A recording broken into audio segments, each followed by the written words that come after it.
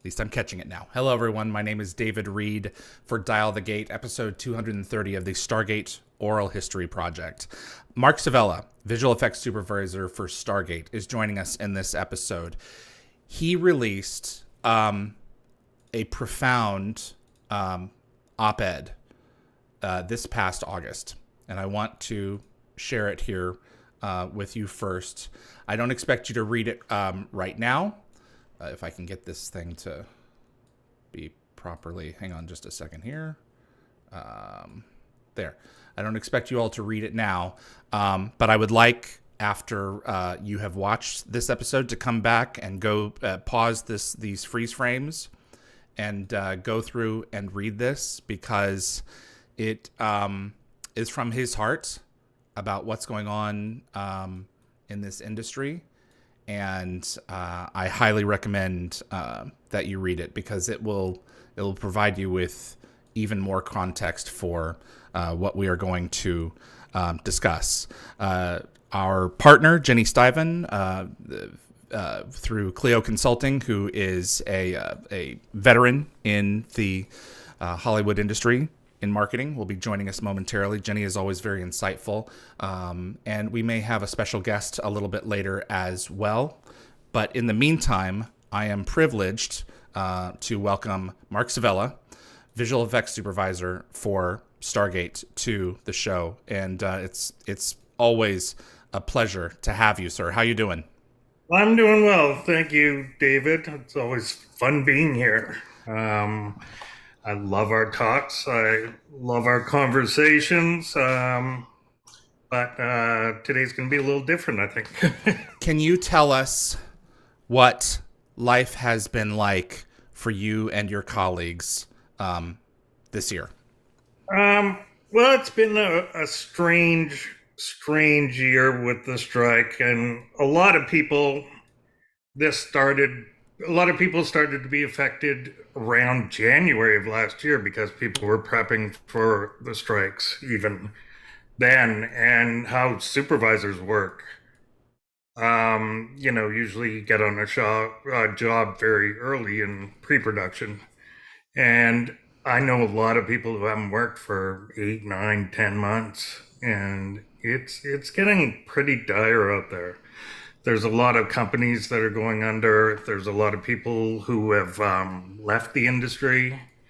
There's a lot of stories of people just, completely having so much anxiety from what's going on, like no sleep, worrying about their families, everything else. And the biggest thing for us is there's been no voice. There's been nobody to actually tell our stories. And that's why I thank you for giving us this platform today, to one of the best fandom groups ever. So, I thank all the people out there for listening to me. And usually, like I said to you before, usually it's very conversational what we do, but I think we're going to do it a little differently, because I've done notes all day, which I've never done for an interview. I've printed out stuff, and I'm trying to do as much research as I can to be as accurate as I can be.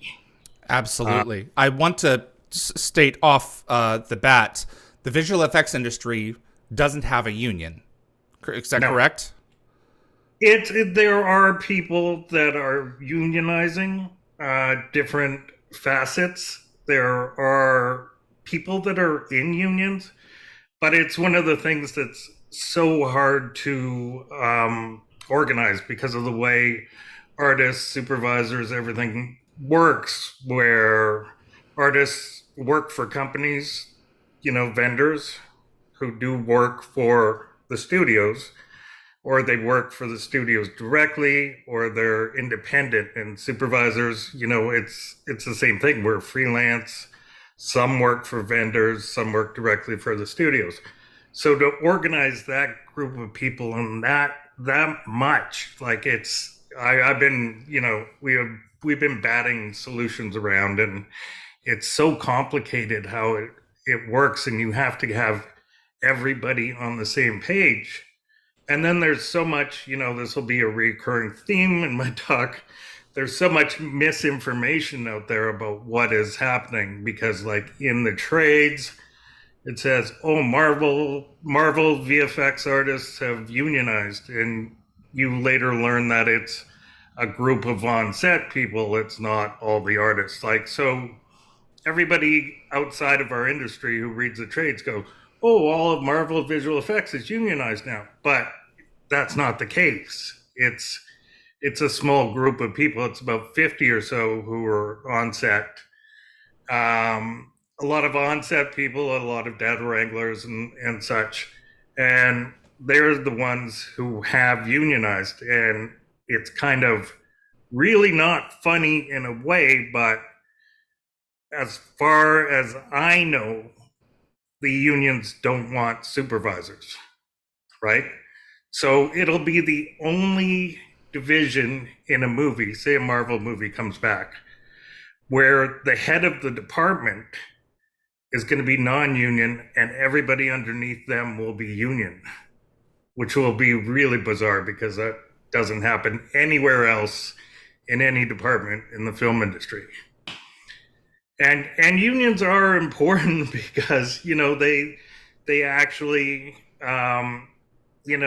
keep things where non-union people like myself, if you're on set, you don't get a meal penalty, you don't get overtime, you don't get something which is called turnaround, which is the amount of time from when you wrap to when you work the next day.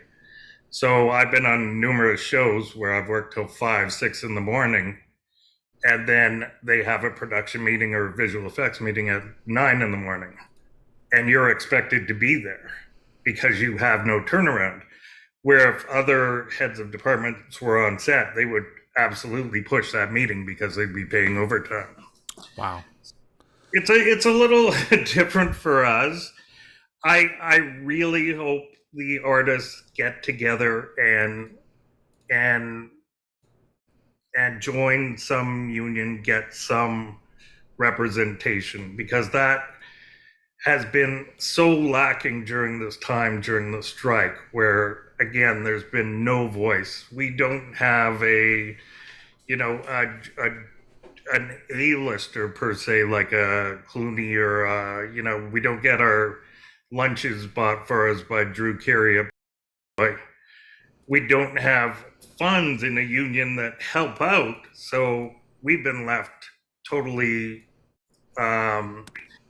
totally unprotected through this whole thing. And I think that's why it has been so hard on everyone.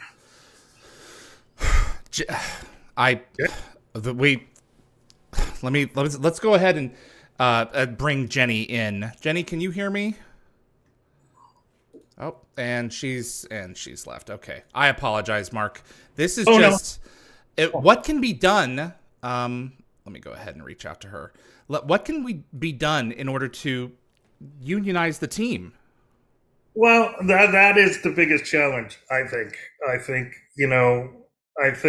companies have to be involved, because if you're a unionized artist working for a production, it'd be different than a unionized artist working for a vendor that works for a production. So it gets really complicated, but I think everybody has to be on the same page. And if you go on any of the threads inside of the visual effects realm, there's a lot of different conversations and a lot of different opinions, so it's going to be tough, but I think people can do it. I'm hoping they can do it. And there's Jenny. Is that right? Hi, Mark. Jenny, how are you? I'm doing good. How are you? I'm great, thanks. Jenny, can you turn your camera sideways for me? Oh, sure. Thank you. Woohoo! There we go. Sorry, not to scare everybody. No, you're perfect. I'm probably going to put it on top of a book, though. Hold on. Okay. Go ahead, Mark. Now that you're here, Jenny, I would just like to, David, I know I come here only once in a while, but I would like to get a little bit of housekeeping out of the way. Sure. Don't mind. The first is a disclaimer, I feel I have to say, where anything I'm going to talk about are my opinions only, right? It's based on my knowledge of people that I've spoken to. It's based on, stories that I've been involved with, but, I don't want anybody to take it as complete truth because, Okay. these are my opinions. And so, I tend to generalize a lot, and I notice that in my speech. So when I say, nobody gives visual effects any respect, it doesn't mean everyone. Like, I know a lot of producers, I know a lot of directors who are wonderful people who have great respect for the visual effects industry, studio executives. I only think that there's enough people to start a dialogue about. Okay. And again, thank you for this platform because, I feel like myself and a few supervisors out there who have been doing it as well have been like screaming into the abyss for months now with getting crickets. So like that's kind of where we've been, right? There's so much misinformation out there and so many people are, even with the trades are printing stuff that doesn't make any sense. And we're just trying to start a conversation about it going, hey, we think this is wrong. Let's just talk about it. And people will give us crickets. Won't even get back to us about stuff. And so that is my disclaimer. I have a little PSA, if you don't mind indulging me for 1 second. I was at a concert a couple of weeks ago, and I was out with a friend of mine who I haven't seen in 5 years, which, we all have this weird black hole of time now where we go, oh, of course. Yeah.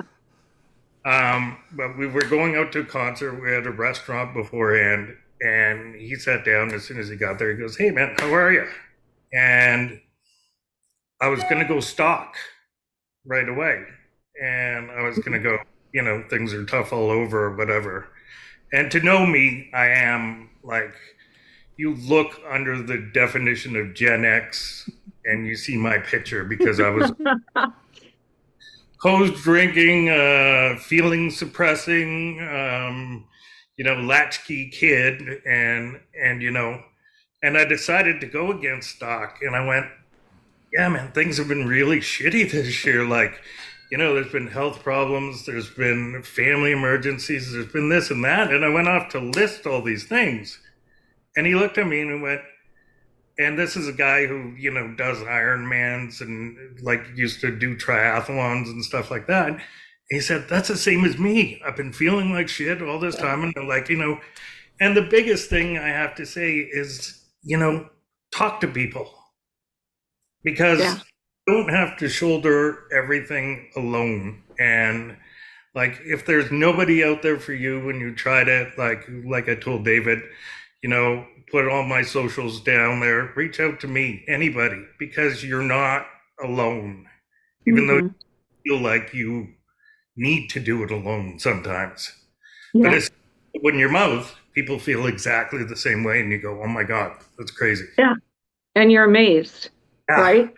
Yeah, totally. You think you're just storming through it by yourself. Right.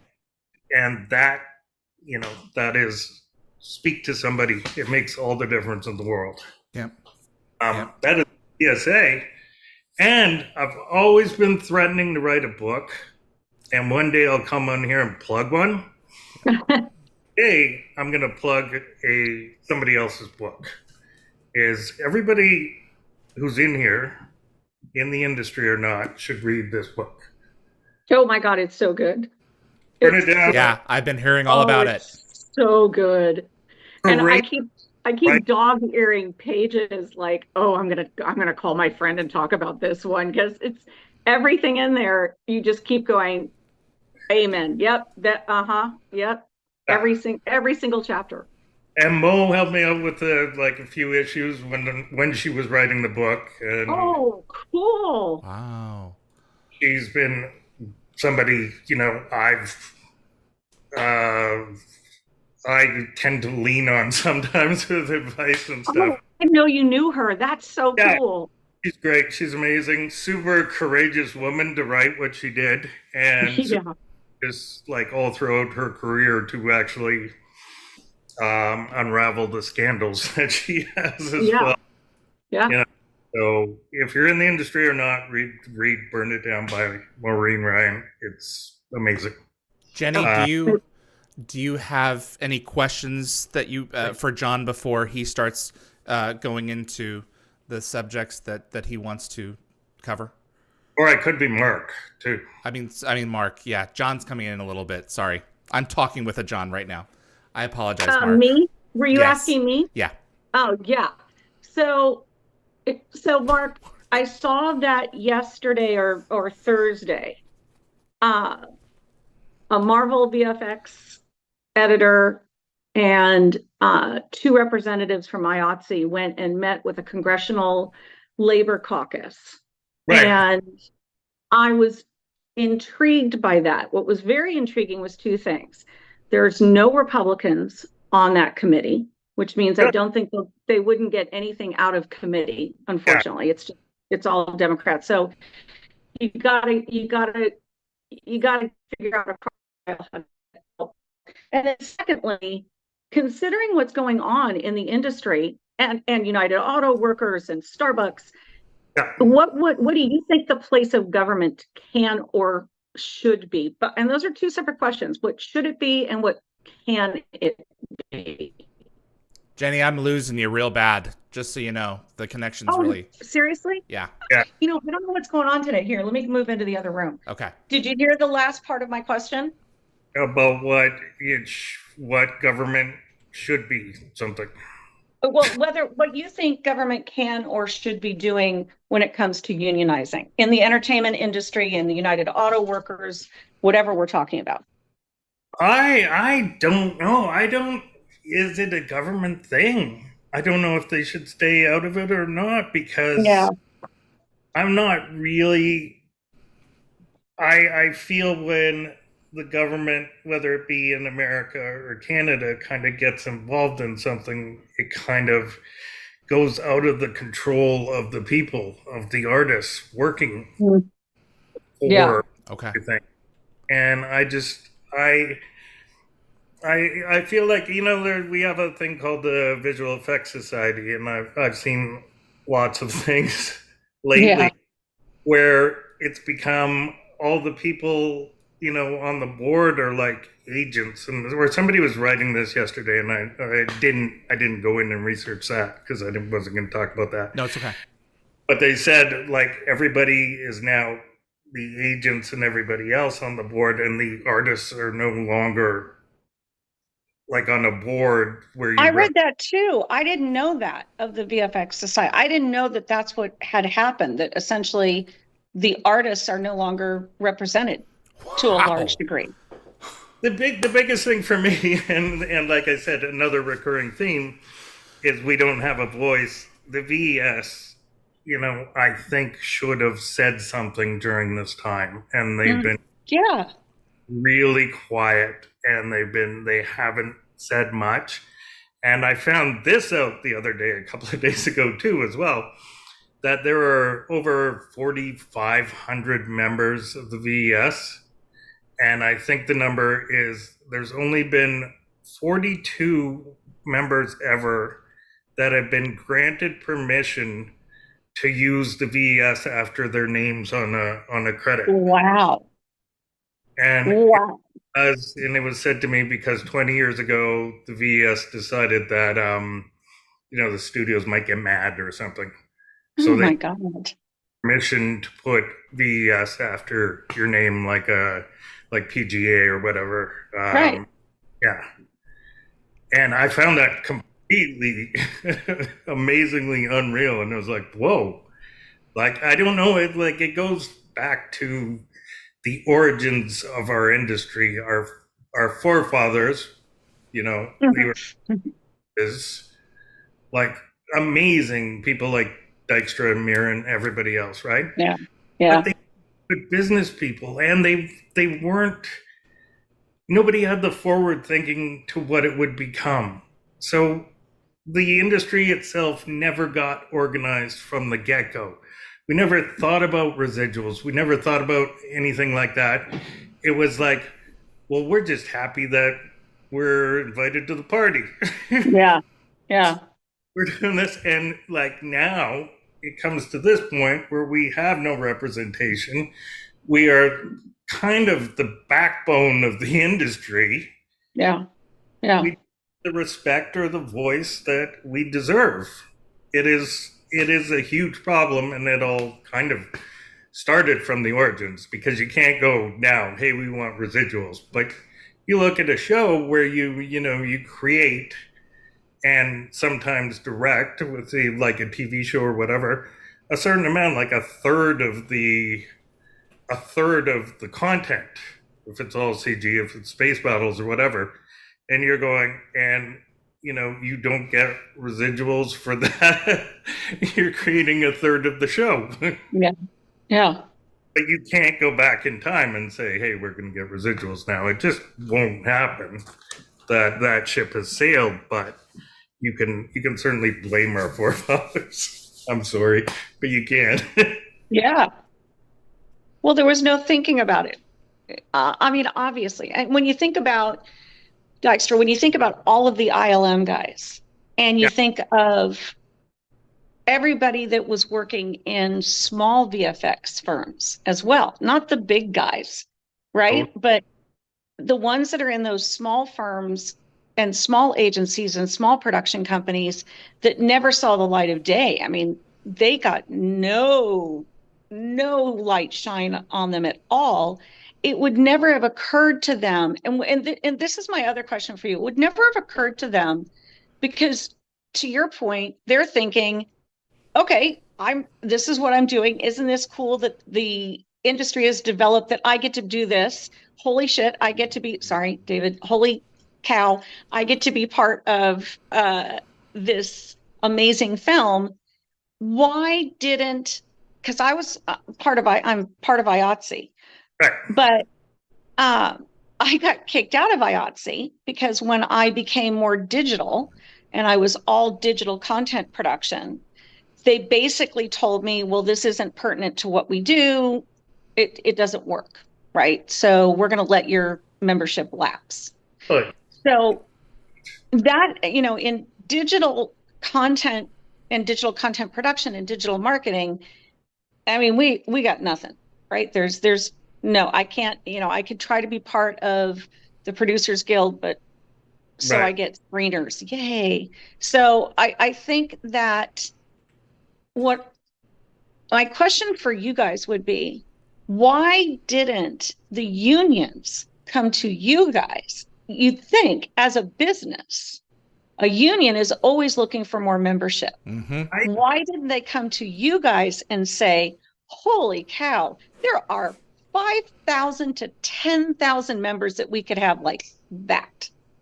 They did, like at years ago, and there was a quite historic event that happened where there was an in-house department, a visual effects department, that wasn't being treated well, the artists, and it was not the Stargate in-house department. But because they worked on set, on location, on the lot, and they were right. On the lot, they were very vocal about how they were being treated. Then IA came in and they started recruiting their members, and they started. Oh, okay. I didn't know that. No, totally. And IA has here, and I think it's 891. And to your point, which I don't think is the right union to be in for visual effects, but they have the biggest number of members. So they set up kind of visual effects division within 891 and recruited people to join. And again, it's artists and on-set people, and I still don't think they wanted Supervisor. So we're always left in the dark. Yeah. always, right? Well, that's so was the next step when you look at the Disney guys just voted the same thing as Marvel. Is the next step to create to John's point just now is that the structure that was offered doesn't fit the structure of, again, it doesn't fit what VFX artists and supervisors and post-production editors and all, it doesn't fit. So is there a proposed infrastructure that has been proposed, but I hope that there is, because like I said, I think it was right before you got on, when it was reported that it was reported in the trades, Marvel visual effects artists are going to go union, and that wasn't entirely true. Because it wasn't the actual artist, it was a lot of the data wranglers and on-set people who were going to become union. So that's a lot easier to structure, I think, than the artists are, because that goes to more like a set working, as opposed to the artist way of working, which I was telling David beforehand, I think, is, you know, artists work in so many different ways. They work, you know, freelance, they work as an employee of a vendor, as an employee of the studio, as a freelancer of the studio. Like I said, there's so many complicated things to try and work out before it becomes global or universal. Which I hope it does, because people need a voice. And, like, you know, without it, everybody's just going to be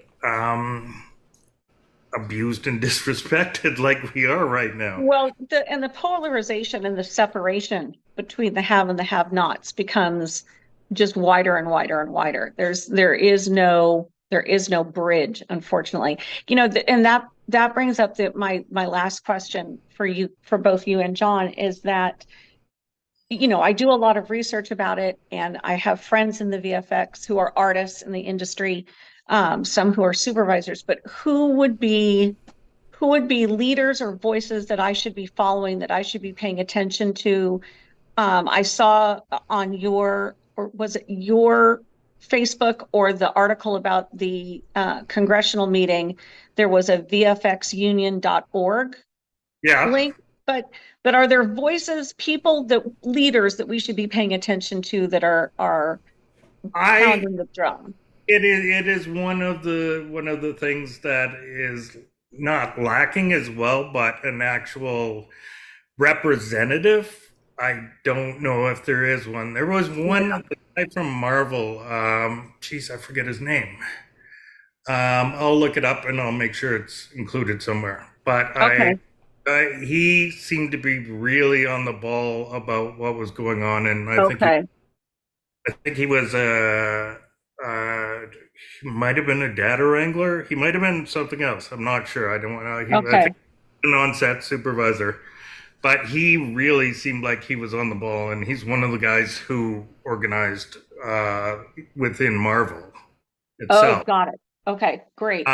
Apart from that, you know, there are a lot of supervisors like myself and different people, and I don't want to bring their names up now, but there's a lot of people with many opinions, but don't have an official voice, or, you know, people aren't.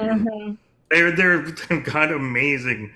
Like, there's such knowledge and everything else, and I feel bad that I'm the one speaking to all of this, because there's a lot. Don't feel bad, Mark. This is amazing. There's a couple of the Stargate fandom, Dial the Gates fandom, recognizes who you are, recognizes your name.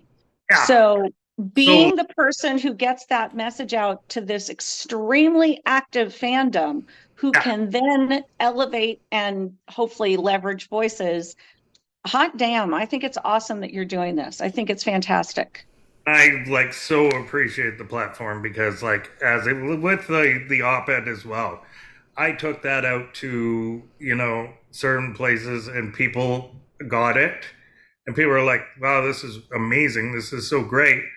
but my publication, it wouldn't be the thing that they would do. I know that. And they would send me other people, and I'd send other editors at certain places, and they go, wow, this is great. I'm going to do an article, maybe something later, and I would give them names of other supervisors, go interview these people as well. And they would say, what, something else has come up. And, and like, I don't know, there was SAG isn't letting people wear Halloween costumes or whatever, so they'll push it for whatever story is, right? So it just seemed like, and I felt bad I'd be hounding these people going, come on, like, you have to let this group of people, I've seen stories about almost every other department in the film industry. That's right. Things are, except for one of the largest, which is visual effects. So I felt bad for hounding people, but also at the same time, like, doing it, became like it's something I'm really passionate about, is giving people a voice.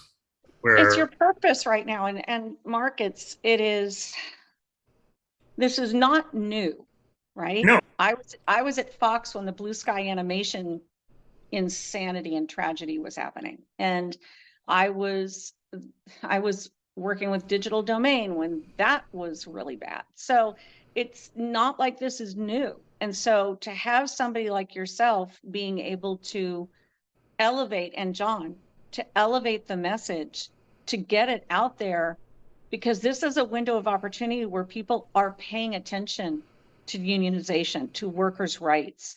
And sometimes you worry about the white noise, right? Can it be heard? But I think that I genuinely believe this is a window of opportunity where it isn't VFX artists, writers, supervisors hooking their wagon on something at the last minute. It's an opportunity to do what you've just done, which is give history, show why this is important, that this is not a new thing.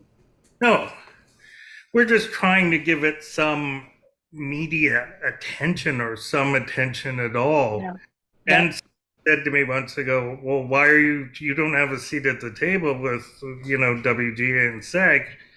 And I was like, we don't want a seat at the table. But the biggest thing about it is they are the ones who have dragged us into some of the fight. Yeah, exactly. Like, people all of a sudden, and it segues into our next topic. And I have a new segment for Dial the Gate called Hot Topic. Do you mind if I bring in John Gajdecki to add his voice while you discuss this? Sure. Is that all right?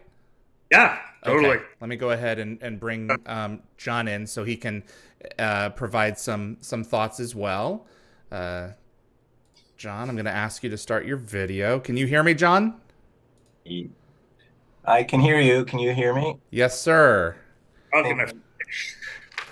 When you killed my video, it permanently trashed it. Oh, no. You want to log in again? Yes, go ahead. Okay. I'm sorry, Mark. Go ahead. And Mark, can you go ahead and start? Okay. So this hot topic, which we'll come up with a graphic for so David can flash it on the screen song for you. It brings us to currently, and during the strike, there's a huge visual effects backlash and villainization for some reason all of a sudden. People who said, well, there's no or very little visual effects or CG in Barbie, or none in Oppenheimer, and it all started with Top Gun too, which is kind of insane. Like, I don't understand it, and people have grouped together AI with VFX and CG for some reason, and anything comes from the computers now, AI and visual effects are evil. I don't understand that. I don't get it. Nobody seems to get it, and nobody wants to be informed by it. So, brings us to our first piece of paper. An Oscar-winning actress once said in it was June maybe, on movieweb.com, the visual effects level is all technology. Once you know how to do that, it's science. The performing part is not science, which is why AI will never work, because emotions are real and they come from human beings. They don't come from machines. So to watch beautiful actors do that kind of work under those circumstances is something very impressive to me. I don't understand any of that. And that was Jamie Lee Curtis, which is like hugely uninformed statement. You're mixing up visual effects with AI. You're calling visual effects people not artists because it's all technology at that part. And I don't know what the point of saying that is when there's a strike going on, when everybody's talking about unity, and why, put a part of the industry out there and kind of bash and disrespect them. Like, there's a reason why 97% of people in our industry have artists after their name. They're visual effects, and everybody's calling us non-artists and non-filmmakers. And you're going, I don't understand that at all. Like, and people have reached out to her and her people, and I know people that have, and just say, well, we wouldn't, let's have a conversation about what was said. And we get crickets, right? Wow. On to David, you're on mute. Me? Yeah, you just got up. Nope, you're good now. You can hear me? Okay, that was weird. Sorry, guys. On to the next one. So that kind of, that's a lot to unpack, what she had to say. And it got a lot of people mad, rightfully so. Like, a lot of artists were like, what the fuck? What the hell is that? But there's a lot of actors. I mean, I am gobsmacked at the number of actors and actresses whose opinions of VFX, let alone practical effects, stunt work, production assistants, it stops at what they do. Totally. So there's those 4 above the line people that they know. And I'm not saying that this is all actors and actresses, to your disclaimer at the beginning. There are many who are very aware of VFX and pay attention. I do think that there is, and this is no offense to Jamie Lee Curtis, but I do think there is a generational gap there. Because a lot of younger actors and actresses that I work with are very keenly aware. Yeah. But, like, she must have watched the movie that she got her Oscar for, where I think it was, they had 7 visual effects artists, 8, and 2 directors. And they did, they did a lot of work, and a lot of artistry went into that, which helped, gain traction for that movie, I believe. And to not even see that at the end of the day, what kind of passion they must have had to make this movie. And somebody actually messaged me when I posted the thing that Jamie Lee Curtis said she should know, like, the literal thousands of man hours that went into mocap tracking her head into that crystal ball in Haunted Mansion. Like, she's no clue, right? But you shouldn't be talking about it if you don't have a clue. Yeah. I like informed about what I'm saying. I have also invited John Gajdecki, visual effects supervisor, Stargate SG-1 in Atlantis, to come in as well, and provide a little bit more context. John, do you have any thoughts at this point? Well, the one thing I was going to say is I have not found that many artists that that many actors. They don't necessarily understand what we do, but I've never, there hasn't been that many people. And in fairness to you guys, I don't know what Jamie Lee Curtis said. I don't know when she said it, but it sounds controversial. Okay. It was kind of, mixing up visual effects and AI and not really and pitting acting and the emotions against visual effects, which is kind of stupid.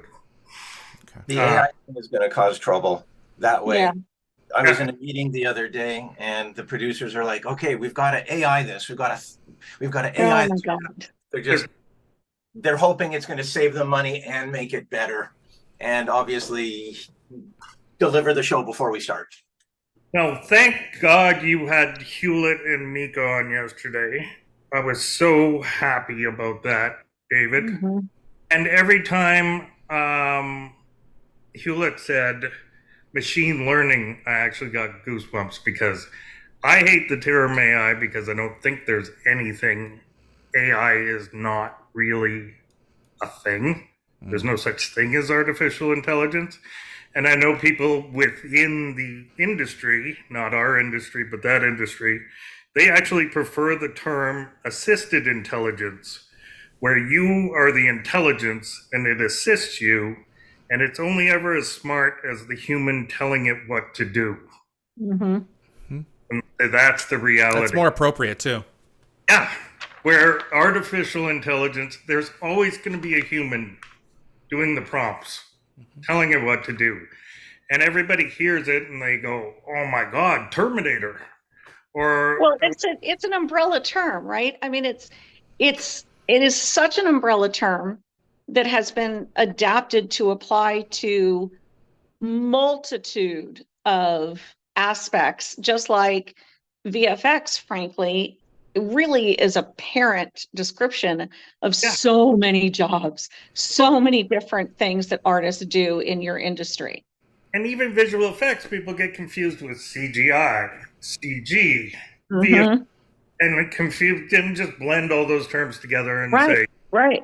Looks like CGI. And you go, like, I've had directors say that to me, and you go, what does that even mean? Like, what are you talking about? Like, are you saying it looks fake? Are you saying that it doesn't look photoreal? Is that what you're saying? So come with a better description to tell me that it doesn't look right, but this looks CGI is insane.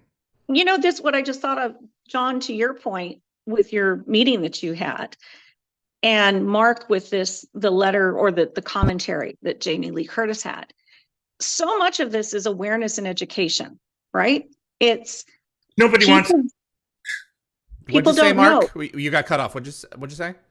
Nobody wants to hear about. Nobody wants to be educated because it was one thing that I was saying about Hewlett. If Hewlett was somehow involved in the talks with the strike, I think things would resolve much more quickly because he actually wants to learn about things. He actively knowledge, and you can tell that, and he's very smart.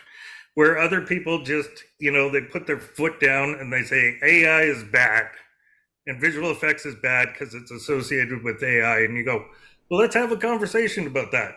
And they won't get back to you ever. Like we've tried and tried and tried. But this is why this is good then, because if it's not going to work from the top down, then let's do it from, and this is no offense to fandom since this is what I do, but from the bottom up, meaning just, okay, cool. If they're not going to want to be educated, and Mark, to your point earlier that it's crickets, or John, to your point that probably every meeting you're having is like that, right? That, okay, well, there's a whole generation that does want to learn. They're fascinated by it. They are fascinated. They have been literally born into video games, born into movies that are, Mark, to your point, 50% third VFX.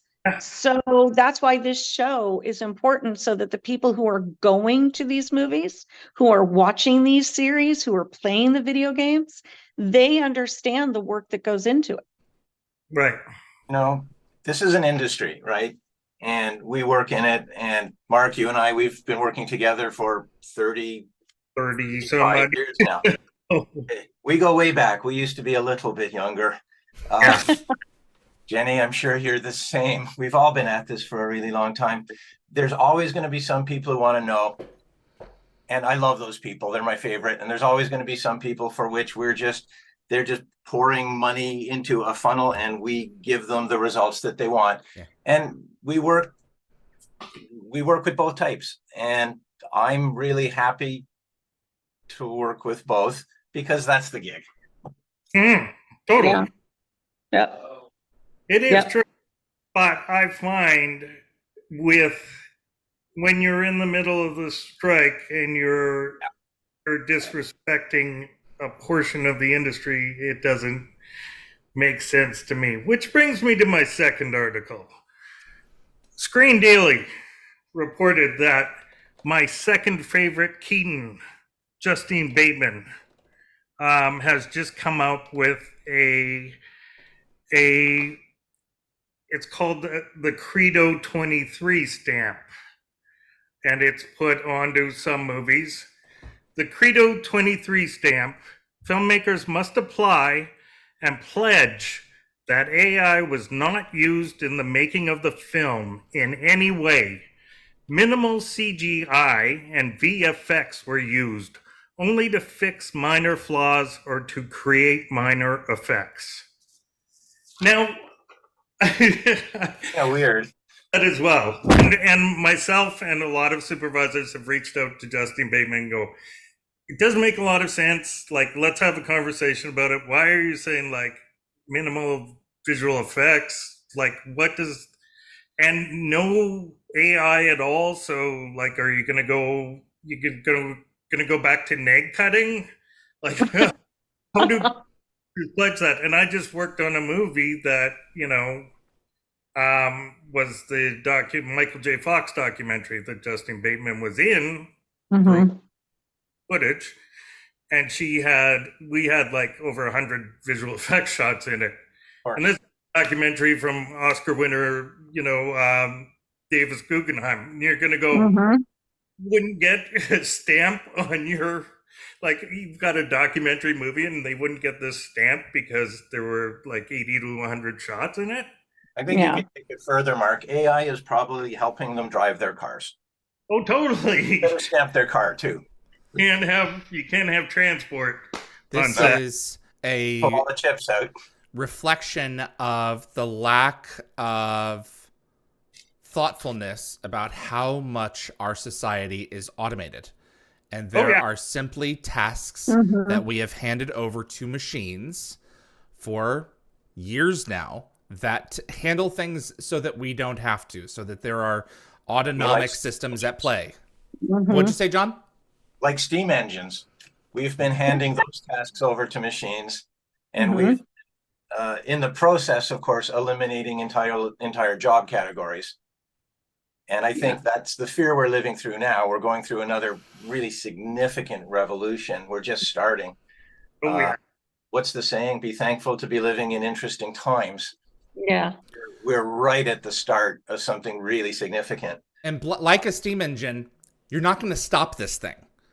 No. We can probably adjust the course, but whatever this is that we're giving birth to is going to come to pass. All of our worst fears and concerns are going to be entertained in some fashion. Well, and I know this may be a little bit going back to your conversation before, Jenny, is like the auto workers and people like auto workers are really upset by electric cars. And somebody went in and go, well, you're probably not going to see a lot of job loss because like there's the battery production, there's we're still making cars. Different aspects of it. It's not, you're not doing it this way, you're branching off. Well, and the United Auto Workers shifted then their directive in the past 2 weeks to talk more than about the obvious things that are true across the board, which is the minimum wages, the amount of hours you work, the pension funds, the health care. It doesn't matter what you're making at that point. Those are important no matter what.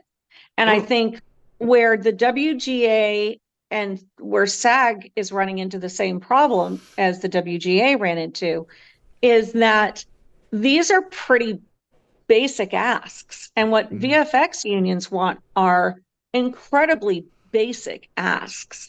These are things that when given the opportunity, not just AMPTP, because I think that it's so much broader than that, that they could have done this proactively and they chose not to. And so now they're going to be faced with much, much, much more expensive way to deal with this than if they had done this proactively in the first place. You'd think this lesson would be learned, John, to your point, with the Industrial Revolution, because we've been here before many, many, many times. And I just don't understand not learning the lesson. There is a big difference right now with this strike than other strikes. Strike, you're not dealing with the brothers Warner. You're not dealing with people who appreciate the product. You're dealing with tech companies. That call television content. Yep. You're right. You're right. And that is the shift, right? That is the huge shift. That is and John, I think you just said something that David and I talk about a lot. That is, we haven't really even entered the change that's going to happen. Oh, no. And people think that this is it. I talk to people who think, oh, it's happened. Post-COVID, it's happened. The technology shift, the change, the tectonic plate shift. And I'm thinking, oh my God, are you so not prepared? But young people are. You know, my daughter is going to Emily Carr. She's going to art school here in Vancouver. Sweet. She tried Nova Scotia first, but she ended up here in Vancouver. And I did my best not to push her, because if I pushed her, then she wouldn't go anywhere. No, definitely not. But she loves it. She's going to school and she's loving it, but she's afraid of AI. Her friends are afraid of AI. They're wondering if they're studying something that won't matter. And it's a real concern. And, you know, we talk about it. We sit down and watch a Tom Hanks movie, and then we talk about it. And it's always sort of and it's what Mark said earlier. There's always a person at the helm. At least there is now. Although I swear some news articles I read, they have that repetitive thing that AI does. Like, no one's driving that ship. Somebody's just slapping an invoice on it as it goes out the door. I think we're going to see both models.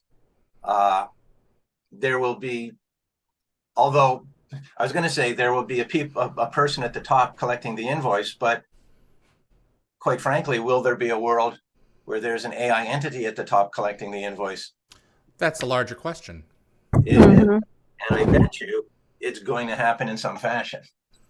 And then the revolution will happen. And then we'll just start over. What is it they said? Mars is the only planet right now entirely populated by robots. They will look back at this as I haven't heard that. That's awesome. I love that. But going back to the... What is that sound? Whoa. We're hearing something. Who was that? Whatever that is. You guys hear that? Yep. Yeah, that was quite loud. Okay, go ahead.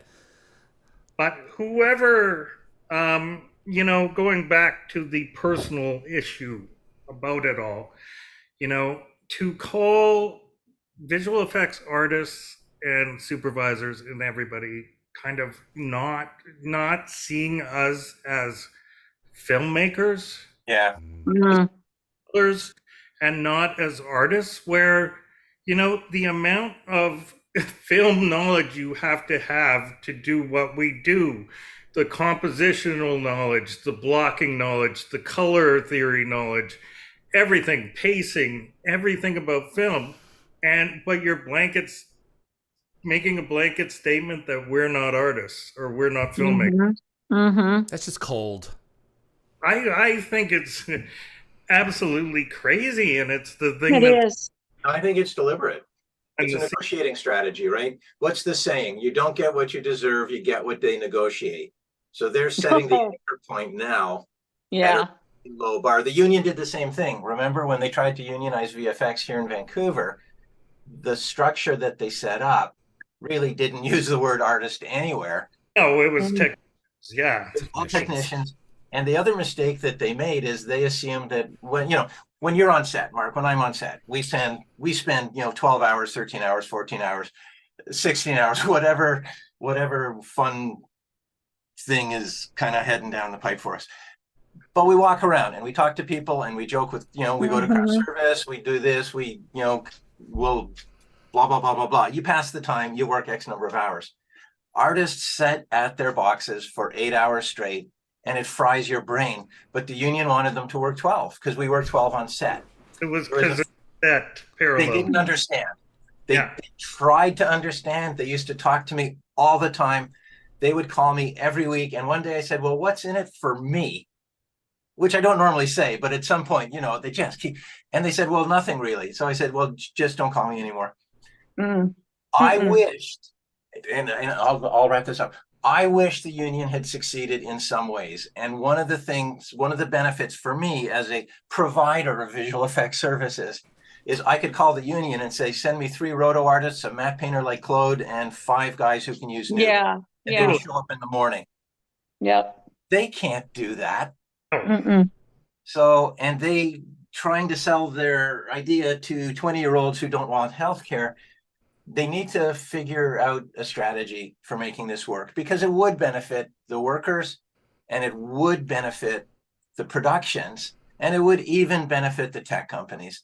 Well, But- that's why this is this window of opportunity, right? Because if you're going to convince that generation that, because I'm Gen X, so if you're going to convince millennials and Gen Zs, millennials in particular right now, if you're going to convince them, then you have to be able to say to them, here's why it's important to you. And you're seeing it across the board. The beauty of this window of opportunity is you don't necessarily have to repeat the points that have already been hammered home by WGA, SAG, UAW, Starbucks.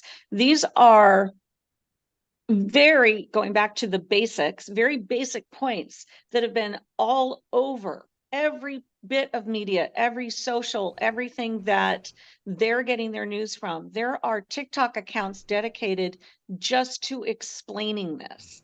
VFX has a enormous following on TikTok, and there are 3 influencers in particular who do a phenomenal job of explaining what the hell is going on.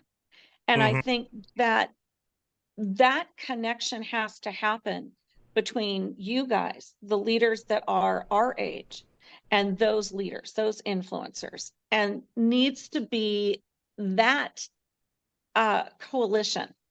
Just like you're looking at migrant workers and farmers unions who are putting together their leaders who are going after the younger generation, because the younger generation either says, what do I care about?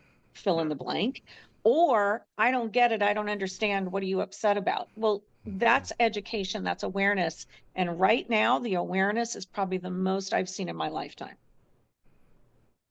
Right. But and at the same time, people are the most misinformed by the trades and other places.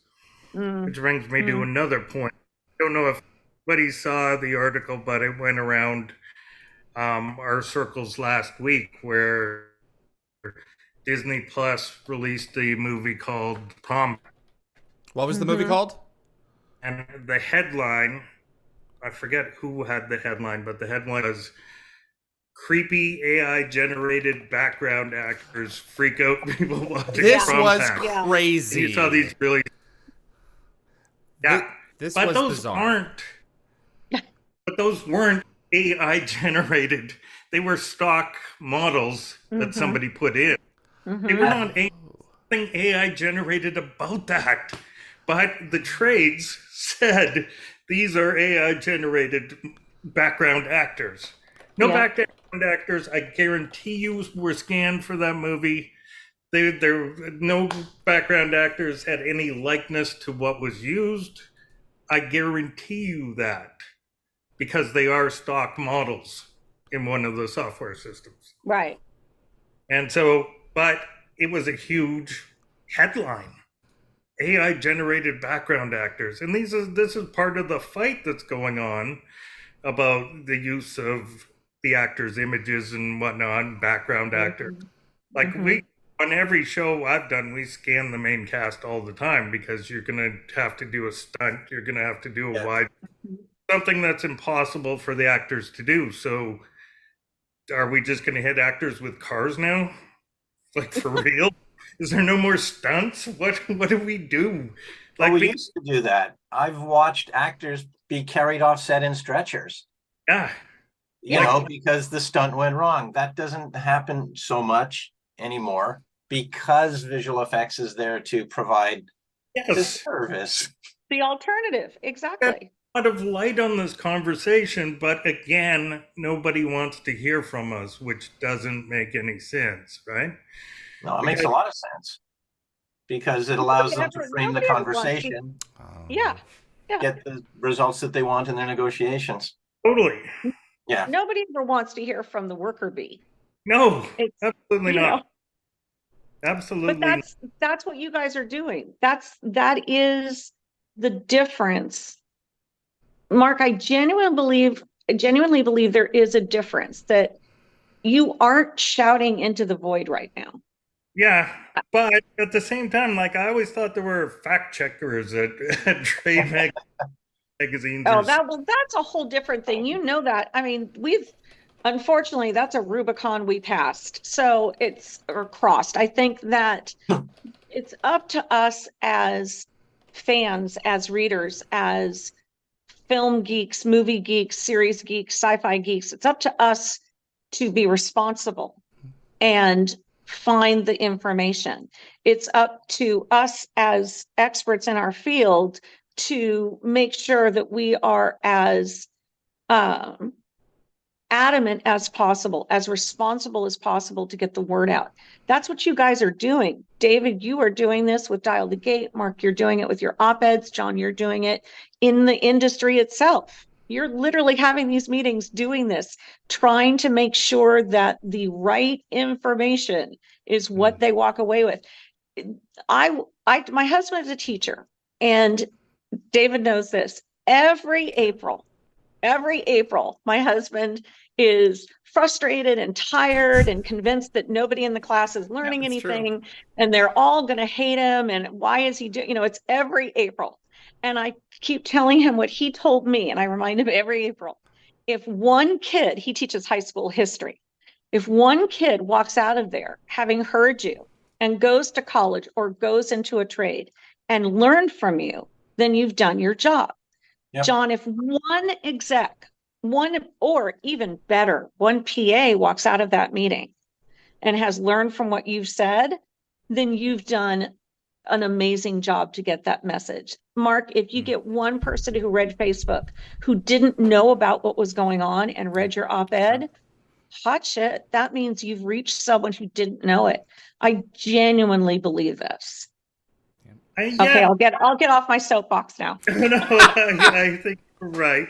And there's a lot of people who've called me that like producers and whatnot, who have said to me that what you're doing is really resonating with people within the industry, which I think is more important, because I hope people will be more vocal about things and try harder. Mm-hmm. It's been quite exhausting doing it and trying to hound certain people and whatnot and try and get a message out there. And I went to the Jamie Lee Curtis thing just for 1 second, because you struck my memory about something. I went to friends of mine who are SAG members and showed them what Jamie Lee Curtis had said. And I showed maybe 10 people. And 2 people got back to me and go, "That's horrendous. That's, a terrible thing what she's saying. She's really misinformed and whatnot." Well, crickets, right? Didn't even get back to me, who are friends of mine. So I hounded them and I said, "Really? You don't have an opinion about this?" And one answer that I got back was, "Well, I didn't say it, did I?" Wow. And I was like, really? Wow, you're so afraid of having a voice against, inner union at the time, right? Right. A powerful person. And 2 or may, meet up against, and they'll say, "Oh, you said what I said was bad," or something. And it was like... Did you say, Mark, that 2 out of 10 got back to you? Yeah. That's the 80-20 rule, remember? 20% of the people do 80% of the work. You found the 2 that are going to do it. And The people other ones are be friends all day long. They're not going to help you. people are terrified because the taller blades of the grass are the first ones to get hacked Yeah, by the yeah. lawnmower. Before. which is why. Did you just cut off? Yeah, he's okay. Thank you. Which is why, like, speaking out like this and saying and trying to, not expose, but just bring people into the reality of what we're going through may not be a popular way to go. Because there's lots Never of, has been. like to bring up the way visual effects works. John will love this because post-spin is entirely like this. There's a really popular analogy amongst vendors, owners of companies, and artists. And the way they work with producers is, the analogy is you compare it to painting your house. You want your house painted. The house painters go, okay, it'll take 2 weeks. Here's the swatches. Look at the swatches, all approved, everything else. Paint the house. And then the people come back and go, well, now that it's in the sun, I don't really like that color. I want it blue. But now you have 2 days to do it, and I'm not going to pay you any more to do it. It's perfect. It's exactly what it is. It's what you guys go through. I think that's a really good analogy, metaphor. Can't prove anything by metaphor, but it's pretty close. But from the business owner point of view, and I'm not as, blah, blah, blah, blah, blah, blah, blah. We know that's going to happen. Totally. And we just mitigate it. If you don't get right in front of that shit, it's going to knock you down. And as you know, I've been knocked down several times. Yeah. Why don't visual effects people say, no, I need more money now? That's not what you asked for. I need more money. Do they just go, is the fear that they're going to just go somewhere else? Because I'm doing this like right now. I have some budgets out and I'm waiting for the response. And the budget I sent the other day, it's like, well, this is too high. So I've got a new one, and now you wait.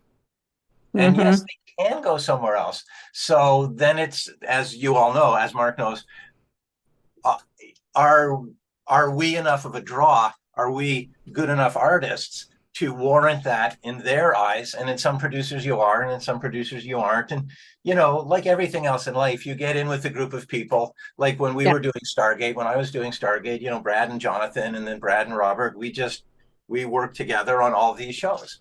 But you reach a point with every group where you kind of go separate ways. Sometimes your schedules fall out of sync, whatever it is. And sometimes, they're on a project, you're too expensive, or they're on a project and you're not expensive enough. And we all move our own, and it's like, well, that was fun. See you next time, maybe. And the funny thing is, and I'll wrap up very, very quickly, you can go 20 years without seeing them, and then you see them the next show, and we all know this phenomena. You just pick up right where you were.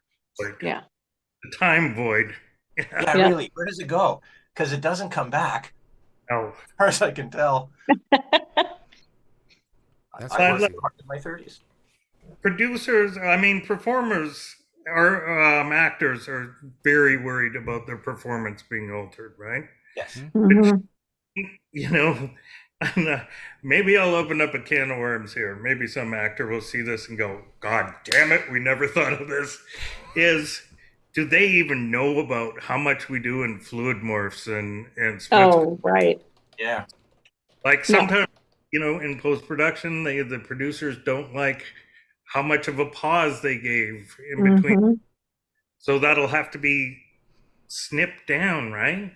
And there's so much performance altering at this time that it is visual effects, but it's not really, like, you're not altering their face. Sort of editorial, right? We're the tool. Right.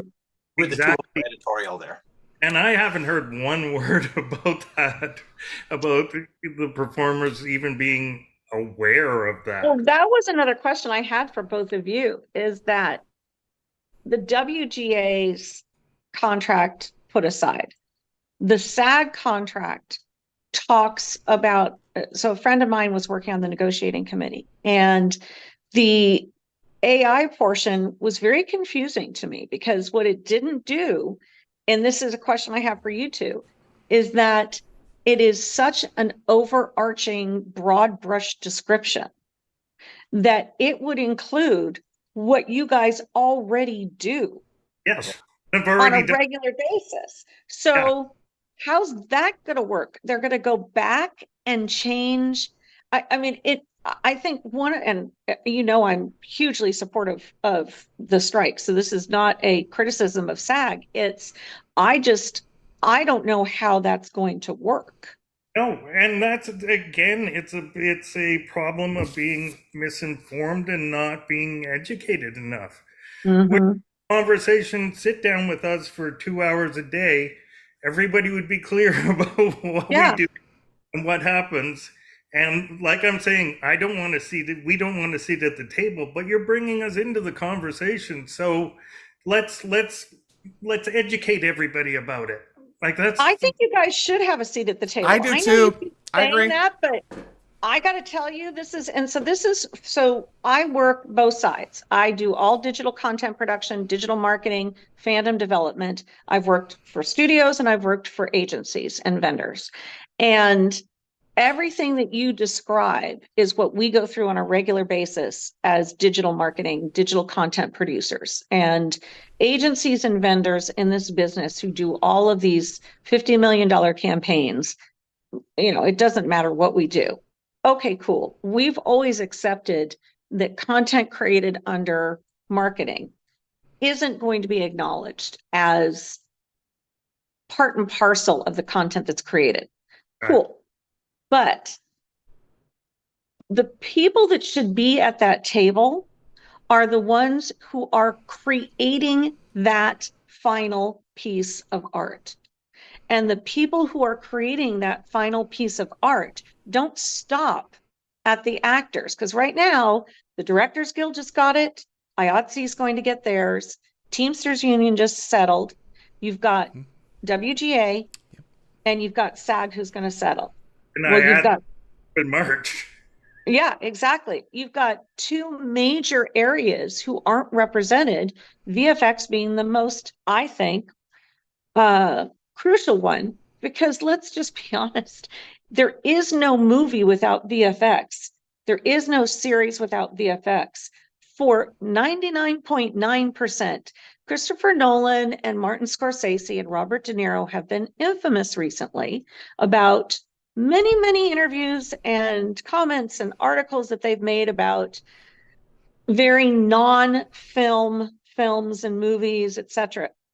Christopher Nolan made a big deal about his practical effects in both 1917 in Oppenheimer, and that's amazing, and massive hats off to him.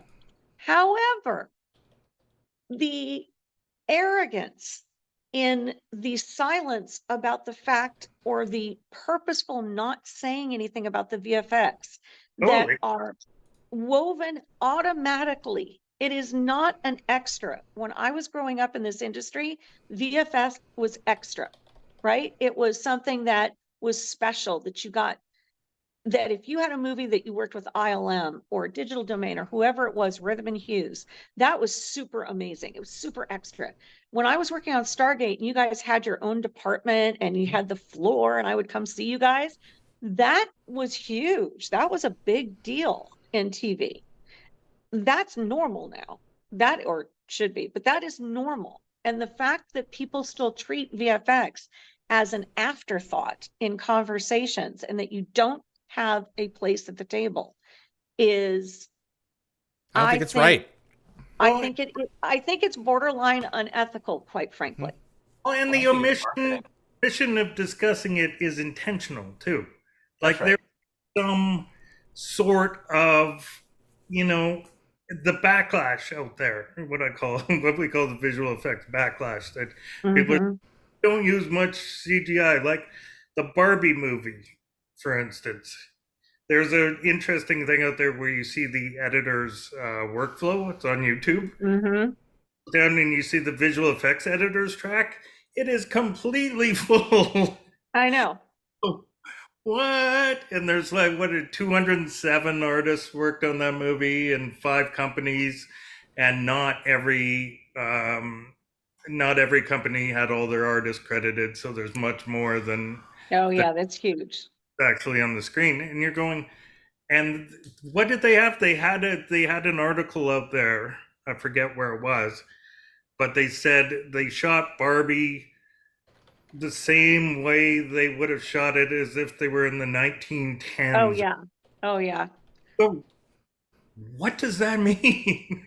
Well, and it's not true. I mean, there are the Barbie car with the green screen behind it. And you're going, what are they trying to say here? Yeah. Yeah, The Guardian. It's exactly as they'd done it in the 1910s. Yeah. Anti-CGI backlash. What the heck? You know, it's marketing.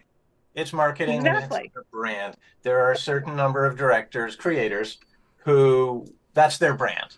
But if you look at, and you know, you don't want to pick on Christopher Nolan. He just seems to be the one that comes to mind because his movies are so good. But there's so much, you know, visual effects isn't just AI, as we've said. Visual effects isn't just green screen. If you're using volumes and big LED bulbs, we're still creating that shit. It's not like visual effects people aren't up all fucking night, doing this so that you can shoot when you need to. And we're happy to do it. Right. I'm up every night till 2 doing budgets these days. And I'm happy to do it. Yeah. But it's their brand. Yeah. And that's what they say. And unfortunately, right now, we live in a world where it seems to be okay to lie. Yeah. And we know where that's coming from. And I'm not going to go there, although I'd love to in the future. So it's okay to lie. That's your brand. I respect marketing. My wife does it. She's extremely good at it. I loved your quote that is content created during marketing part of the content. That's really clever. I never thought of that. I'm sure that's my whole career. No, I'll talk to your wife and I can talk about that. That's, you know, but that's, I think what struck me in what you just said. So I was lucky enough to work with Lucasfilm. Why aren't the ones who were absolute supporters and cornerstones out there beating the drum? Why isn't I know why James Cameron isn't, but why aren't they? They're keeping their head down. It's their careers. Yeah. Keeping their head down. Come on, George Lucas did not give he doesn't care. He's got nothing to lose by going out and saying, hey, everyone, this was something that is integral to who I am in my career. I have, obviously with ILM, it is one of the biggest parts of Lucasfilm that I've retained. He's retained ownership of it. Is it perhaps because they've already got theirs?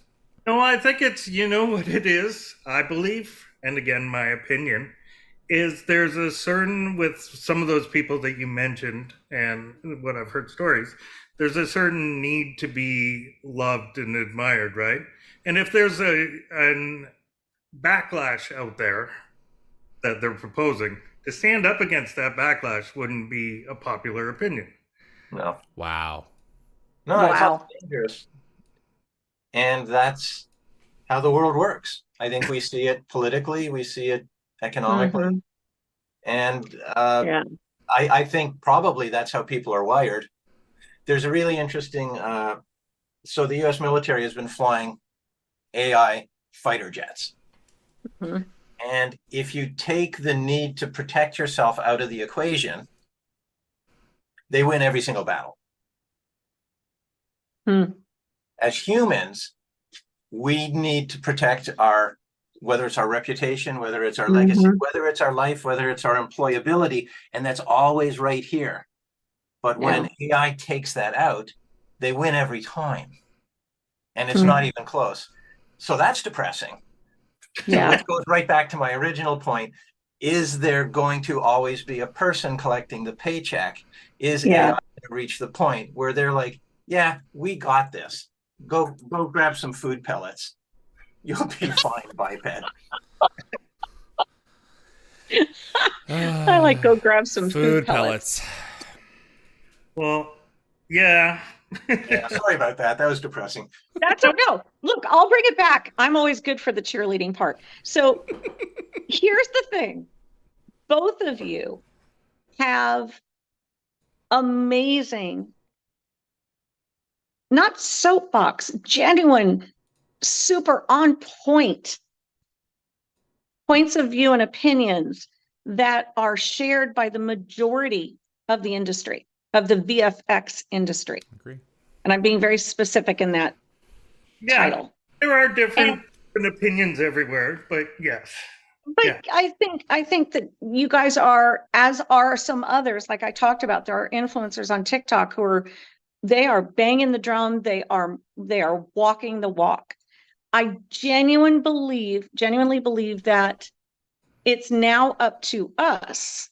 So others of us in the industry, Mark, going back to one of your very first points, who have been at the table and have not stood up for VFX.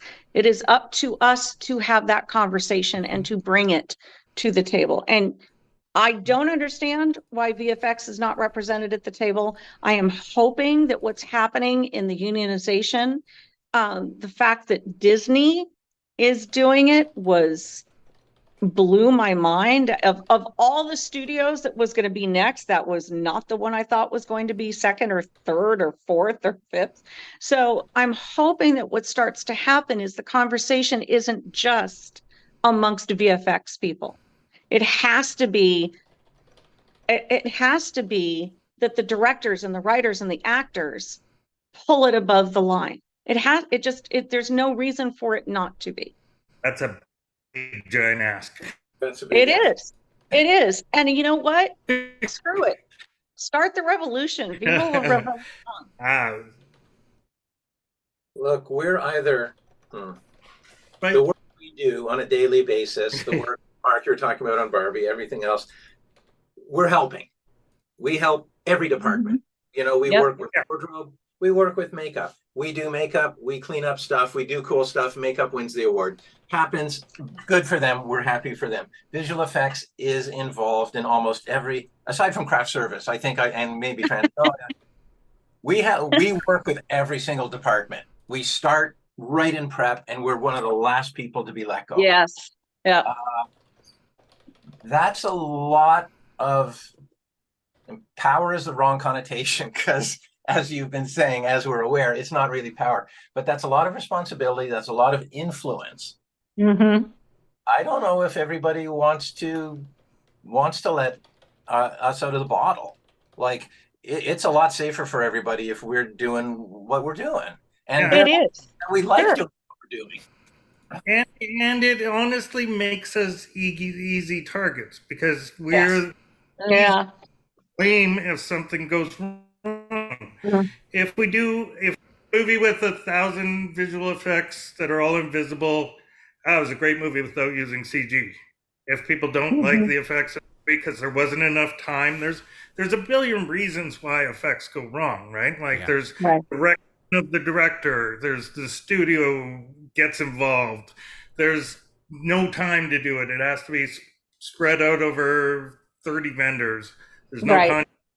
And then some people talk about it and everybody goes, well, it's shitty visual effects, right? Like it's new. I worked on a show once where, like, you know, I think the show had, I don't know, let's say for ease of math, it would have 10 comments, but let's say 100. So 100 comments about the show and let's say 100 comments. So, and 90 comments out of 100 said, oh my God, this show's horrible. The acting and writing is so bad. Someone say the sets are really horrible, blah, blah, blah. The acting and writing are terrible. And there'd be maybe 8 to 10 that say, oh, the visual effects look like shit. Or they look, you know, cartoony. Like where it got stomped on in color or whatever, right? And so it becomes, if there's season two and the producers start talking, they go, oh, go season 2. You think they're going to sit there and go, Well, there needs to be a change. Should we change the writing? How we're doing that? Right. We're fine. Like, should we bring in new actors? No, let's make a change in the visual effects department. Wow. They had 5 Yep. cuts. Yep. Like it's nobody wants to take blame in our industry. And again, generalization. There are some producers who are very, but a lot of people, they easily pass on blame to somebody else, right? It just happens. And I think to both of your points that I know this, but to just bring it forward that I hadn't really focused on is that VFX is woven throughout every cross-functional department and division. Yeah. And so I think for people who might want to be helping, they may feel overwhelmed. They may feel, where would we start? How would this even be approached? And that's where we need to have the Cesar Chavez of VFX that says, here's how you can do it. Instead of looking at all the things that are wrong and all the things that don't work, you can only do this, especially in a labor dispute like this, by starting with one small piece. I can't remember the proverb, but how do you eat an elephant? One bite at a time. And I can't imagine that there's anybody, any studio or any union is going to be able to look at all of the issues that are happening with the VFX writers and artists and creators and supervisors and the 40,000 different jobs that come underneath VFX. You can't do it all at once. So where can you start that would be, and there's a twofer. It has to be practical and do something for the workers, but it also has to be something that you can use as leverage to keep going, to go to that next step. What would be, is it wages? Is it hours? What do you guys, the two of you think, I'm asking just your opinion, what do you think would be that first step that would make a difference in moving forward with a workers' revolution in this area in VFX? Or are you trying to incite one or avoid one? Incite one, I would hope. I mean, I would love to see you guys at the table. I would love to see. But it doesn't have to be that. It doesn't have to be that drastic. But what would be that first step? Well, for me, on a fundamental level, you have to respect labor laws. Right? Visual effects is this weird thing where you get into these little companies and sometimes they don't. And there's a whole bunch of reasons why. The money's not there. As Mark said, there's not enough money. There's not enough time. We have 2 weeks to deliver. It's on TV and we need to deliver. You give it to a group of people who go, I love this show. I love what I do for a living. I'm going to work all night because I can't help it. Yeah. Because the level of fanaticism in visual effects, as in all departments in the filmmaking industry, is really high. It's like you can't even make them go home. We create our own problems. We really do. Well, we do. I mean, I know that. I mean, that's part of it. When I'd come in to my office in Hong Kong, there would be people sleeping on my couch every day. And it's as if they played paper, scissors, rock to see who got to sleep on John's couch, because I thought that they were working hard. And I had to say, go home. We're not working this weekend. We're in good shape. Your shots are looking great, but you're going to be useless to me and to my studio if you sleep on my couch every day. Right. So just the labor laws have to be respected, because that's something that that's something outsiders, I think, can point to and say, this is right. Yeah. That's one place where I would start. And that's something that, we worked on Superman and Lois last year, and they were scrupulously good about making everything was covered. Everything. If we bought a piece of stock footage, they were there. It's, we just used this little corner. Nope, we're paying for it. They were absolutely when we were, and I think this is very common. This is what I've been experiencing lately. No overtime for anybody without permission. And if they did work overtime, they were paid every single time. So that does exist. But then but that's what it's got to be. Wow. It's a business. It's show business. Mhm. But I love that answer, John, because it seems simple, but it's not. It's not. And I want to shine a light like you just did on the ones that are doing it right. And it should be embarrassing to an industry that the bare minimum of what you should be doing That's right. doing anyway, that we're going to give them a gold star for. But I want to feature that. I want to lift that up, because if we can say this is the measurement, this isn't a gold standard, this is just the standard that you should be doing. That would be, I love that. I'll do it. But it's expensive. And we're in business against, like when I was in Hong Kong, the company had these glass cases as you walked in. And I'm like, why are all your software boxes in these glass cases? I mean, should there be awards or sandwiches or like anything other than boxes of software? And they had a really interesting answer. And that was because we pay for our software and not everybody. I love that. And that gives the companies who don't an unfair advantage. Yeah. And that's about half the world. Wow. But Holy crap. That's extraordinary. There's different levels of how people operate. When the writer's strike happened, and I was like you, Jenny, I'm completely supportive of the writers, the WGA and SAG. But there was so many things that came out. Like, it was the first time I ever heard the term gig economy. It was in the writer's strike, and they go, "Why, job to job?" I go, "I've been doing that for 30 years. Like, I know. Welcome to the industry." I'm going, why? And like cost of living, I'm making pretty much the same, or sometimes even less, for jobs that I do now that I did 15 years ago? No, 30 years ago. When I was on Stargate, okay, funny story, and then we'll move on. When they hired me, they said, and there's a great story of me and Jonathan going out, and they said, "Well, what do you want?" Because you didn't talk about the show. We went to a lovely restaurant. I said, "I want to get paid what the Americans get paid. That's what I want." And they doubled my salary.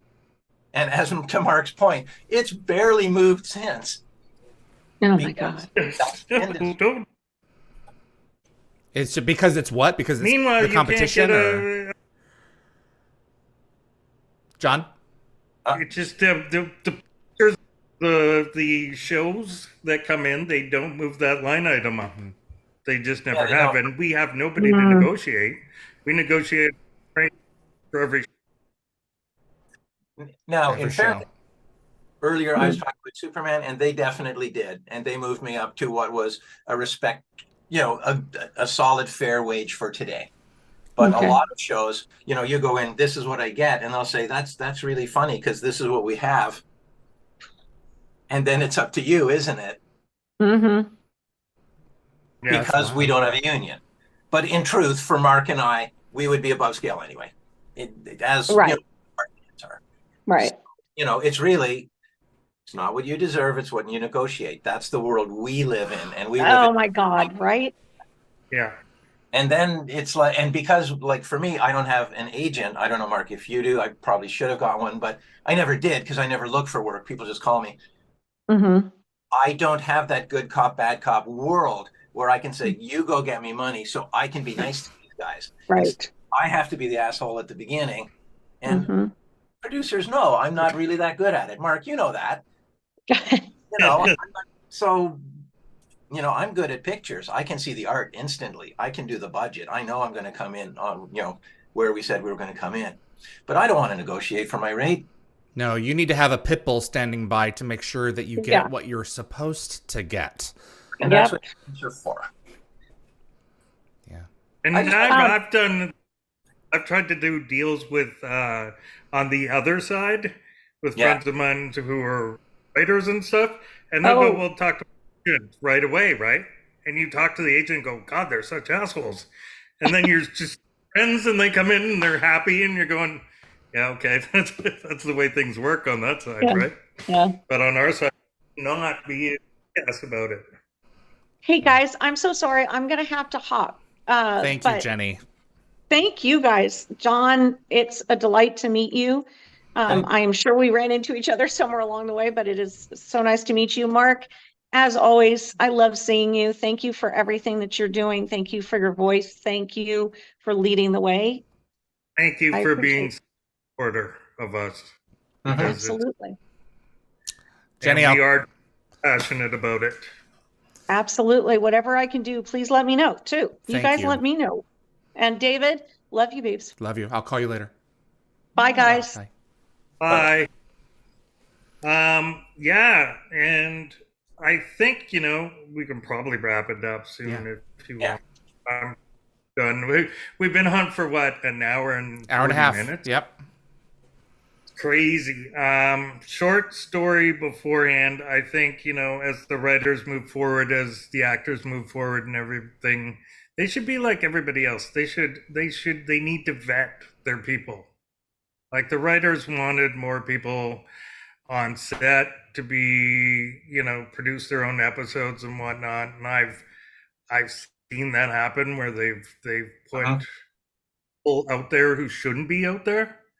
I have a great story about, I was working on a series and the showrunner was in post and they called out to set, and the showrunner's working on an episode beforehand, not the current episode that we were shooting.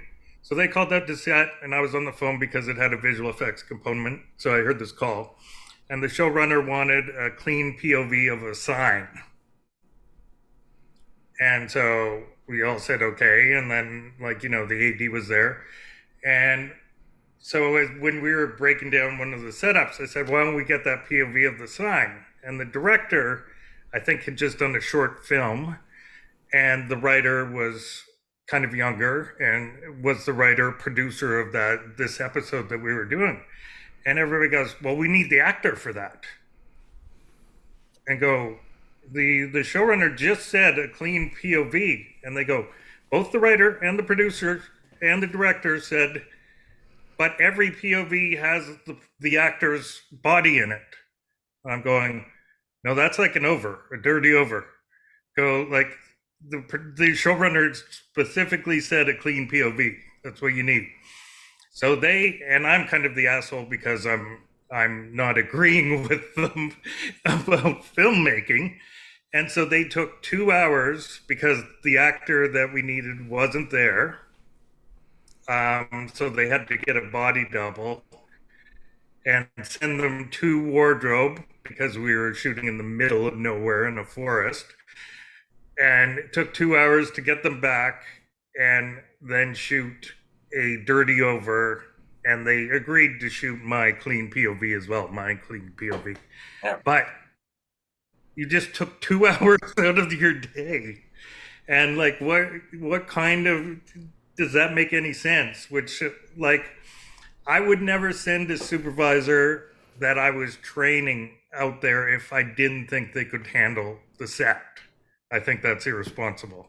And I think the writers should be responsible as well and make sure their writers are equipped to go out and produce an episode. Do you know if they ended up using the clean POV that he asked for? They ended up using the clean POV, of course. That's what they wanted. Why would they ask for that? Like, it was just, it made so much, it's just so weird. And I had my assistant with me, and we were looking at each other going, there isn't a shoulder in a clean POV. What are they talking about? We thought we were in Bizarro world, and it was just crazy. So with everything that we said and everything, the future, I know there are people who are more optimistic than me. People say I'm a bit of a doomsayer, but it is my opinion when everybody comes back, I think it's not going to be like it was post-pandemic. Post-pandemic was insane, right? Because everybody wanted content right away, blah, blah, blah. And nobody changed their schedules, everything. I think there's going to be less shows produced. I think everybody's learned that the Netflix model doesn't work. Everybody followed Netflix like sheep jumping off a cliff, right? Because Netflix operates at a loss every year. All of a sudden, Disney's losing billions of dollars a year trying to get into streaming. So it doesn't really work. So I think people are going to go less content. I think there may be a little bit of an evil side to it where the studios are going, yeah, writers, you wanted more people involved? Well, here's a lot less jobs for you. And they're going to go with their established content, stuff that they know audiences are going to miss. They're going to go with that first, and they're going to take less big, giant, expensive swings, right? They aren't going to go for the fence in every single thing, I don't think, like they were post-pandemic. And I think it's going to be interesting to see because in terms of visual effects, I don't think everybody's expecting a boom where I don't think it's going to be a boom. I think so either. That's an interesting point, Mark. I hadn't really thought about that because I think we're just hoping for work. There was an interesting. Don't. There was this really interesting analysis of and you probably read it or watched it, of all the blockbusters that were made. And the blockbusters, they were talking about feature films, but you could talk equally about the huge streaming shows. They made more blockbusters last than there simply was an audience to watch.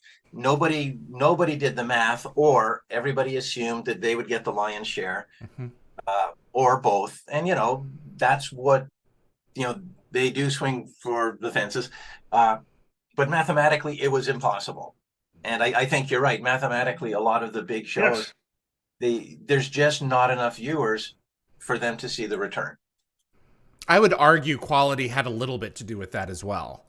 But it's just, I think that people are beginning to face the possibility that when this all comes out at the other end, there's simply going to be less content. And I fear, and I forget who it was who said this.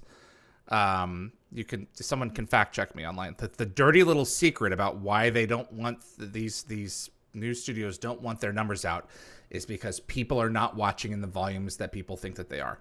I think that's true. If that comes out, their stock prices will go down, and the content that they can produce will be slashed in half to match what content is actually being consumed, and everyone in the film and television industry will lose because there is not that much. They're on TikTok, they're on YouTube.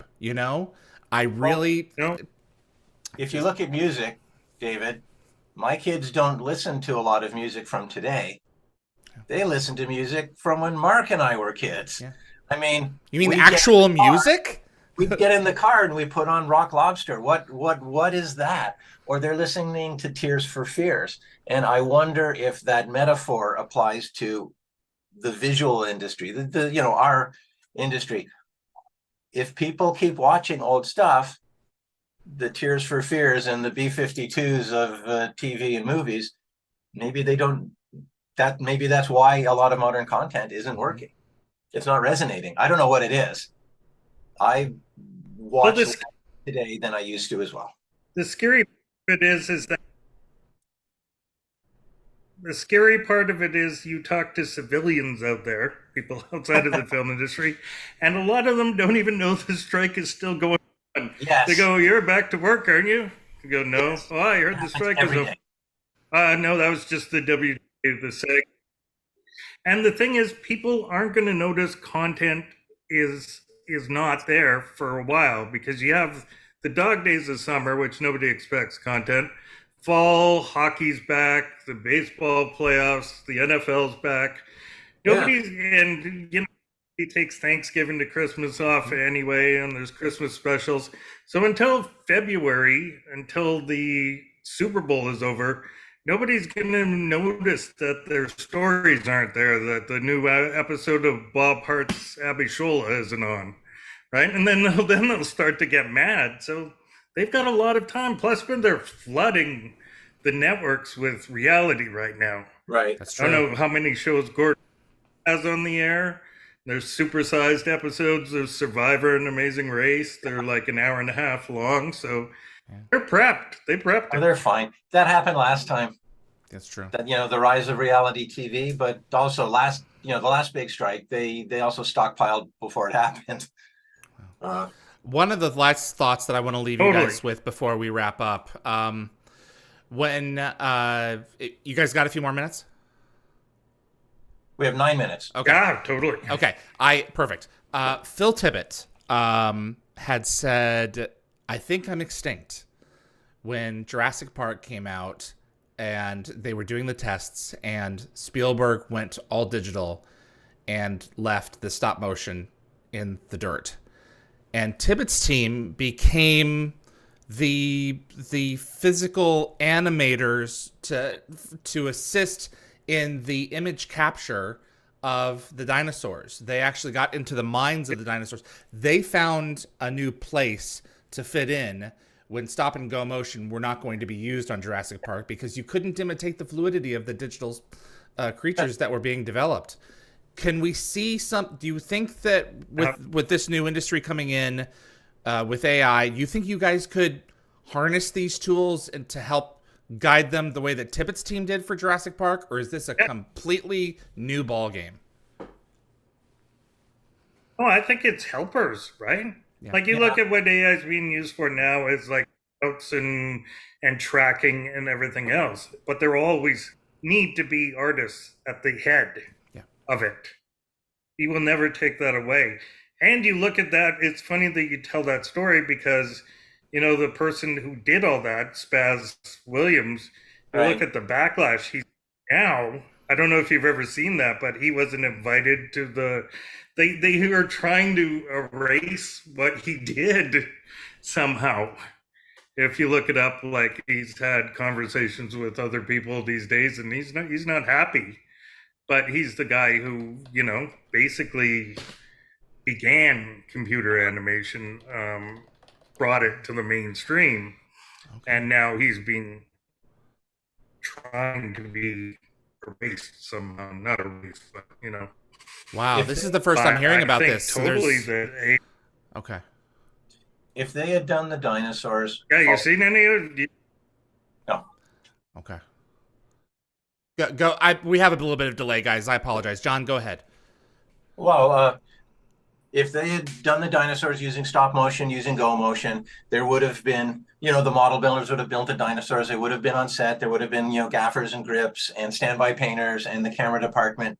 And all of those people disappeared because it went digitally. Other people appeared. You had IT people and, blah, blah, blah, blah, blah. But a smaller proportion, more of the work went to... And I'm not saying the machines in a negative way. That's not the right connotation. But that's going to happen again. Okay. We have fewer people again doing more work. So then the question becomes, and the studios have to be part of, and they will be part of that decision. Do we want to pay less for the effects we have? Or do we want more effects for the same money? And those two things happen. Where it does hurt, Mark, and I know because we were all kids once. This technology, I think, affects the entry-level jobs.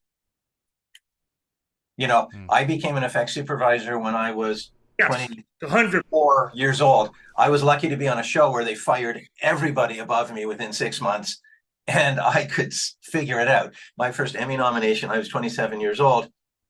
I'm still an effects supervisor 30 or 40 years later. I'm lucky that I like what I do, but I'm still sitting in my shoes. Mark, you're still sitting in your shoes. That event we were at the other night, we're all old now.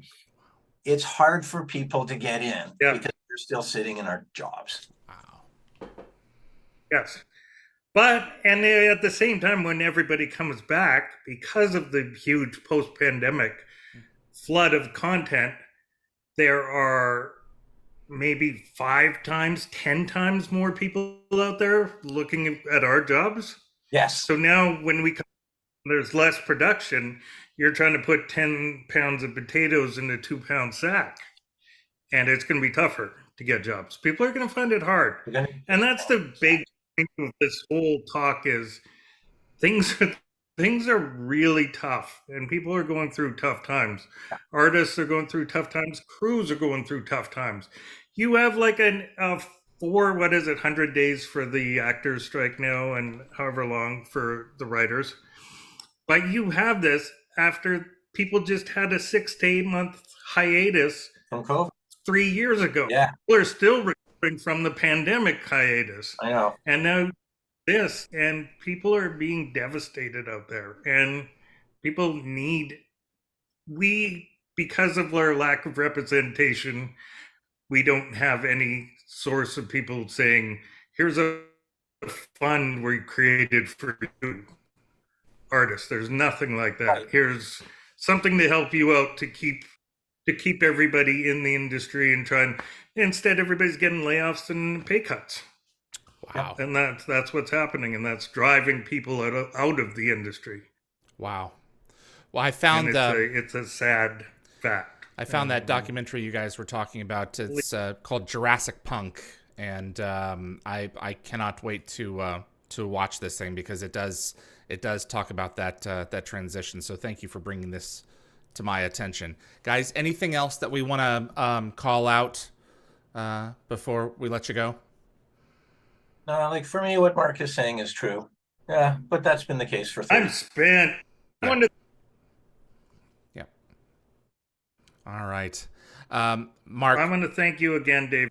As you realized, right? Oh, we're losing him. The connection's been not good for about 5, 6, 7 minutes here.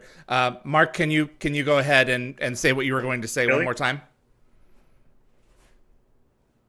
I just wanted to thank you once again. I thank you a lot. And, just realizing how passionate I was about it right away, you were extremely supportive. And thank you. And to thank anybody who's out there watching, thank you for your support of the Stargate show. I would like to talk a bit about Stargate at some point. We'll come back. And what we do. And I just truly thank you. It's so appreciated. You guys are artists and visionaries, and you make magic happen. I know I've said that before, but it's true. And anything we can do to help get that word out. Yes, John. Yeah, I was going to say, can we get that on a T-shirt? You know what? I think I can probably do that. And John, thank you for coming in as well to add some additional perspective. So I really, really appreciate everything that you've done for my program, both of you. Oh, it's fun. It was fun. It was good to see you again. We should do it again sometime. A week. It's crazy. Absolutely. Absolutely. We'll have you all on to do something when all this is when this is in the rearview mirror. Until then, you guys hold strong, all right? Okay. All right. Thank you. So appreciate it. Absolutely. You guys be well. I'm going to go ahead and wrap up the show on this end. Okay. Bye-bye, guys. John Gajdecki and Mark Savela, visual effects supervisors for Stargate. This was such a treat to have them on. I apologize for the audio trouble. The shift that is happening in their industry right now is so extraordinary to behold, and I can't imagine being in their position. So I'm really glad that we got on to discuss these. The situation in a little bit more detail. So we got a lot of additional episodes coming for you tomorrow, pre-recorded shows that are going to drop one after the other on Sunday. Flying an F-302, GateCon founders, and Tara Mitrovic. These are fan-related stories that I've been kicking around for a while in my archive and wanting to get out. So I really appreciate everyone who's contributing to those. My thanks today to my moderating team, particularly Anthony, Tracy, as well as Summer and Jeremy. You guys make the show continue to be possible. My producer, Linda Gate Gabber Fury, Frederick Marcoux at Concepts Web. He keeps Dial the Gate up and running. Everyone here who has made the show possible for season 3. And my thanks to Jenny Stiven as well for coming in and adding some additional context as well. My name is David Reed for Dial the Gate, and I'll see you guys on the other side.